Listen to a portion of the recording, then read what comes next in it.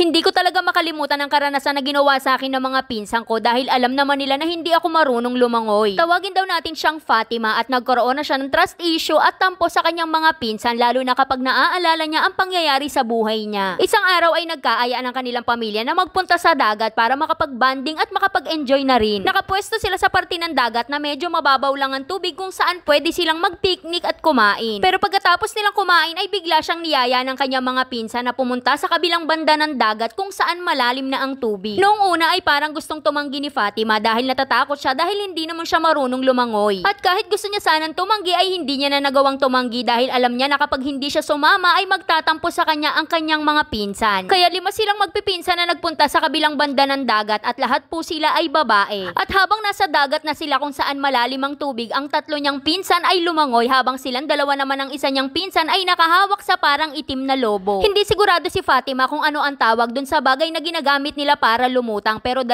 sila ng pinsan niya na nakakapit doon at kailangan nila yung mabalanse. Kaya sa sobrang kaba nilang magpinsan dahil palalim na ng palalim ang tubig ay parehas silang nawala ng balanse at sila po ay tumaob. Hindi pa man lumulubog sa tubig ang kasama niya na pinsan na hindi marunong lumangoy ay agad na itong nasagip ng kanyang 2 pinsan. Pero si Fatima ay inabot niya na halos hindi na siya makahinga at marami na siyang nainom ng tubig habang nakikita niya ang kanyang mga pinsan na nakatingin lang sa kanya. Hindi na inasahan ni Fatima na may sasagip sa kanya kaya sinubukan niya sanang humanap kung meron siyang mahahawakan. Sobrang hapdi na kasi ng mga mata niya noon at parang nauubusan na siya ng lakas kaya hindi na siya halos makahinga. Mabuti na lang at may isang hindi kilalang lalaki na bigla na lang humila sa kanya kaya po siya ay nailigtas. Gusto sana magpasalamat sa kanya ni Fatima pero hindi naman sila nakapag-usap. Hindi niya na alam kung nasaan ang lalaking nagligtas sa kanya. Gustong gusto ko po magpasalamat sa kanya pero hindi ko na po nagawa dahil hindi ko alam kung paanong paraan ko siya pasasalamatan. Kaya palagi ko na lang din po siyang isinasama sa mga dalangin ko na sana nasa mabuti din siyang kalagayan. At dahil po sa pangyayaring yon ay nagkaroon ako ng sobrang sama ng loob sa mga pinsan ko hanggang pag-uwi po namin ay iniisip ko kung paano ko kakalimutan ang pangyayaring yon. Kaya napakalaki po ng pasasalamat ko sa lalaking nagligtas sa akin. Minsan sa ibang tao pa tayo makakatanggap ng pagtulong kaysa sa mismong mga kamag-anak mo. Matagal na po ang pangyayaring yon pero hindi ko pa rin nakakalimutan. Hindi rin po alam ito ng mga magulang ko dahil natatakot po ako na baka pagalitan niya ang mga pinsan ko. Ayoko naman po sanang mapagalitan sila. Gusto ko lang din po sana silang mapaalalahanan. At gusto ko lang din pong sabihin na hindi sa lahat ng oras ay pamilya mo ang tutulong sa'yo. Minsan magagawa ito ng ibang tao. Kaya hanggang ngayon po ay nakakaramdam pa rin ako ng trust issue at tampo sa kanila kapag naaalala ko po ang pangyayaring ito sa buhay ko. Hanggang dito na lang, Ate Charis. At dahil hindi naman siya humihingi ng advice, ano kayang pwedeng maging aral ng ating kwento? Unang-una, wag agad-agad sasama o magtitiwala kahit sa mga kamag-anak mo pa lalo nang alam mong hindi mo kaya. Pangalawa naman, kung ikaw yung tipo ng tao na mahilig mag-aya o magsama, siguraduhin mo munang kaya nung taong isasama mo lalo na kung ito ay mga adventure. Hindi masamang tumanggi at hindi masamang sabihin na ayaw mo lalo na kung buhay mo na ang pinag-uusapan natin dito. Kapag hindi ka talaga komportable o hindi ka emotionally ready, maraming dahilan but you can always trust your instinct. English yan, Ate Charis. Kung palaging feelings ng ibang tao ang kinukonsider natin dahil palagi tayong may karapatan na tumanggi. Kaya para sa mga gustong sumulat, dito lang po yan sa ating Facebook page na Saycarp. Huwag kalimutan mag-follow para updated ka everyday. Kaya graduate ka na, Iris Crystal Barana Bautista, Mary Ann Atanasio Bombales, Ami Abmakal Seravillo, Catherine Matabalaw. Kaya yun lang. Like and share para alam mo na lang namin bukas. Bye-bye!